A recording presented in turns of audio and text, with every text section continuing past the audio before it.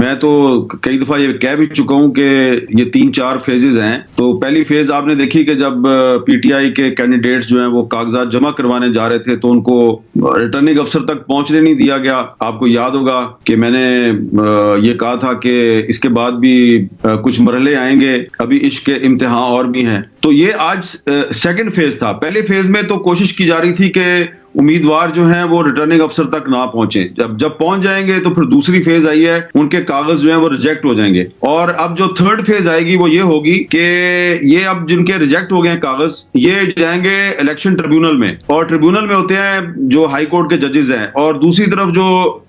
P T I کی مرکزی قیادت ہے وہ سپریم کورٹ میں بھی ایک درخواست دائر کرے گی اس سارے معاملے پہ. لیکن یہ جو انڈیویجول کیسز ہیں یہ سارے جائیں گے ٹریبیونلز میں. ٹریبیونلز میں 5 یا 6 دن میں فیصلہ ہوگا, اور اس میں اگر یہ کچھ لوگ کلیئر ہو گئے جو کہ ایبسکانڈر نہیں ہے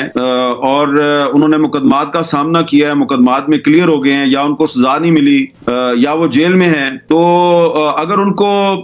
ٹریبیونل سے ریلیف مل جاتا ہے تو اس کے بعد پھر مرحلہ آئے گا تیسرا, کہ پھر کوشش کی جائے گی کہ یہ جو لوگ ہیں جن کے کاغذ منظور ہو گئے ہیں اور ان کو ٹریبیونل نے بھی اجازت دے دی ہے, تو پھر ان کو ایک تیسرا مرحلہ ہے, اس میں دوبارہ ان کو مشکل کا سامنا کرنا پڑے گا. تو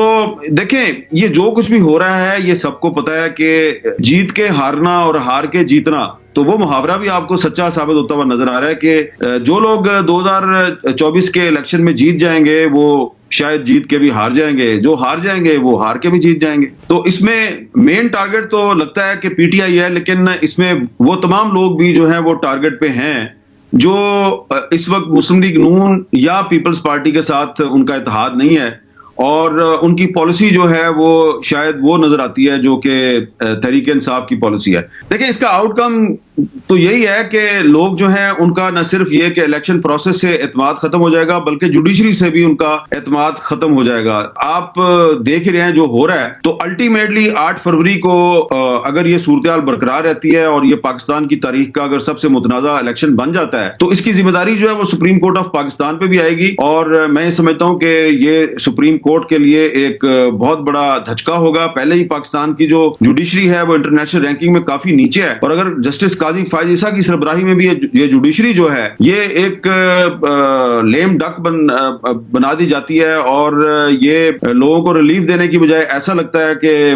خاموش تماشائی ہے, تو بڑا نقصان ہوگا. نہ صرف جمہوریت کا نقصان ہوگا بلکہ جو قانون کی بالادستی ہے وہ بھی پاکستان میں کمزور ہوگی. اور جس ریاست میں قانون کی بالادستی نہ ہو, آپ جو مرضی کر لیں, وہ ریاست جو ہے وہ اس کا آگے جانا کافی مشکل ہو جاتا ہے. کچھ ہائی کورٹ اور سپریم کورٹ کے ججز جو ہیں وہ کوشش کر رہے ہیں کہ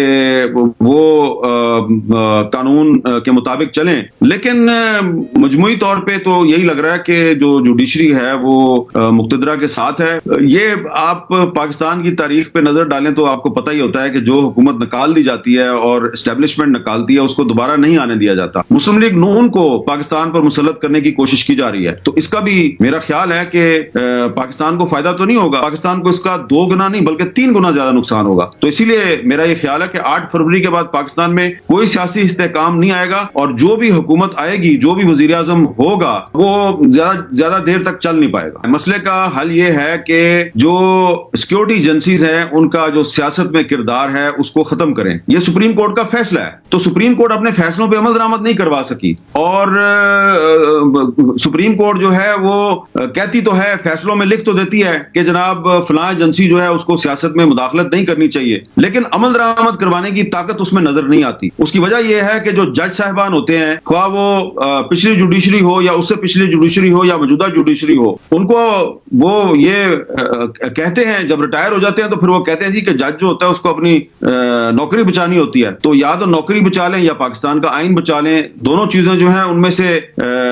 میرا خیال ہے کہ پریورٹی جو ہے وہ آئین کو ہونی چاہیے, نوکری کو نہیں ہونی چاہیے. لیکن جو نوکری بچا رہے ہیں وہ نوکری بچا رہے ہیں, وہ آئین نہیں بچا رہے. جو آئین بچانا چاہتے ہیں ان میں اتنی اخلاقی جرت نہیں ہے کہ وہ آئین بچانے کے چکر میں اپنی نوکری کو قربان کر دیں. تو یہی کچھ 1971 میں ہوا تھا, اور یہی